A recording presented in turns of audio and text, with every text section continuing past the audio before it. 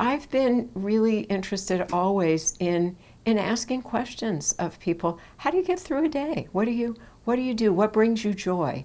What makes your life meaningful? And what are the struggles? And how do you manage with those struggles? People who are overlooked are often the most vulnerable, but many times they're the most heroic, and I think we need to pay attention to them.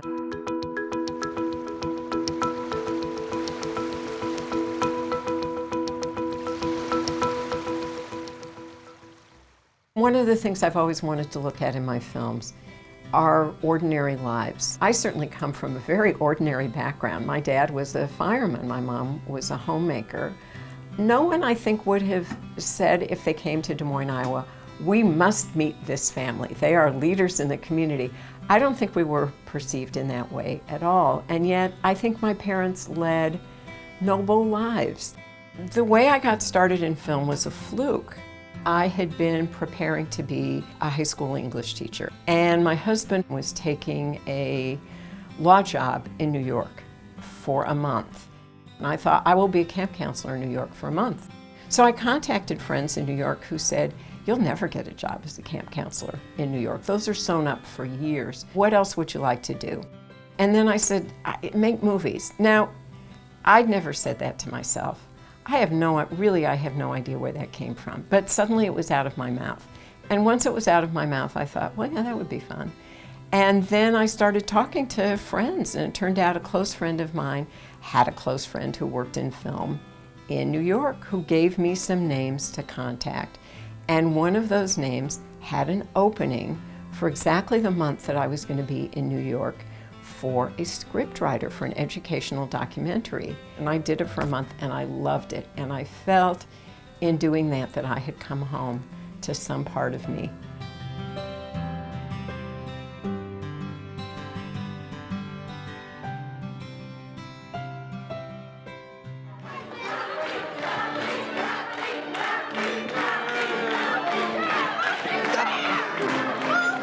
Here I am with my family, Rafi, Amira, and my husband Avi. We live in Cambridge, Massachusetts, famous for its ethnic diversity. We don't stand out as Jews here. We're just part of the mix.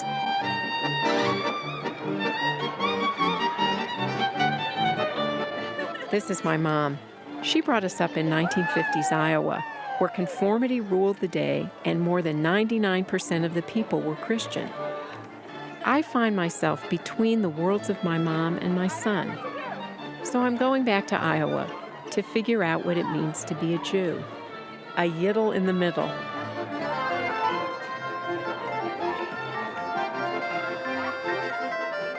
I did not want to make a personal film. No, I had no intention of doing that, and I really had to fight with myself because I understood that I was saying things that people didn't want to hear. I guess I was in part saying things that I didn't want to hear. And I thought, am I ready to do that? I understood ultimately that doing it in the middle was really important for me because once you expose yourself, once you're vulnerable, you've done it. There's no barrier in your way in future films. So I think it gave me a lot more empathy, it gave me a lot more understanding of what documentary film is.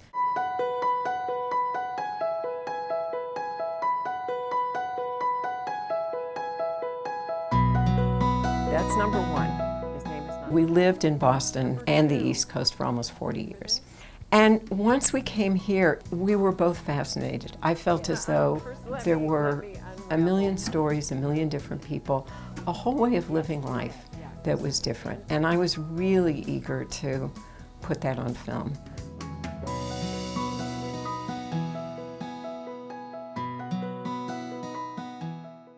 I told Kanalu about the fruits of my research and how excited I was and how I was sure we could get funded and I could see a film there.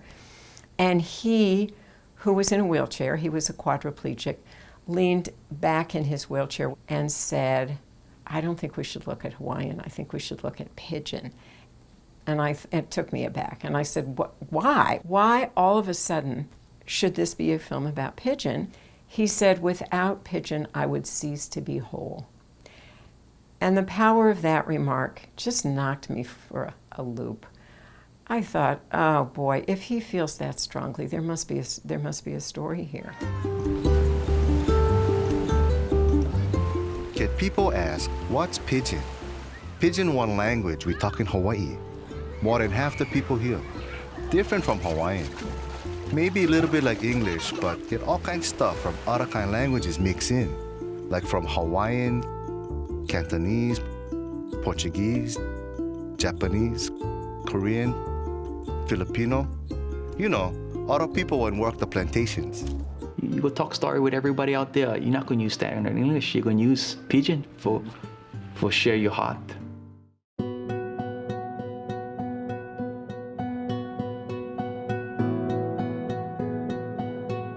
I guess I was exasperated about a lot of things that day, but one of the things I didn't think about was the depth of the water and being careful. And I did a deep water dive into about 4 feet of water. The timing of his accident and the birth of Hawaiian nationalism coincided, and that became an avenue for him to see possibility and to see hope.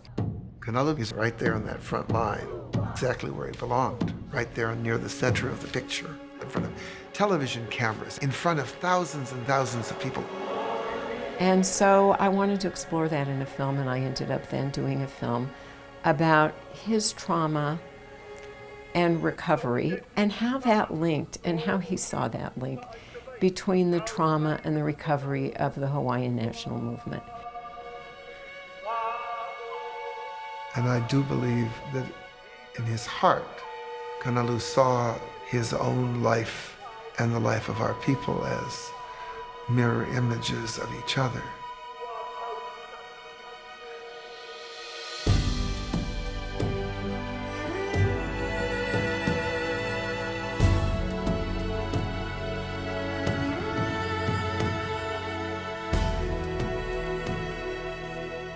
I don't want to make it seem as though documentary filmmaking is the easiest thing I've ever done. It isn't the easiest thing I've ever done. It's one of the hardest things I've ever done.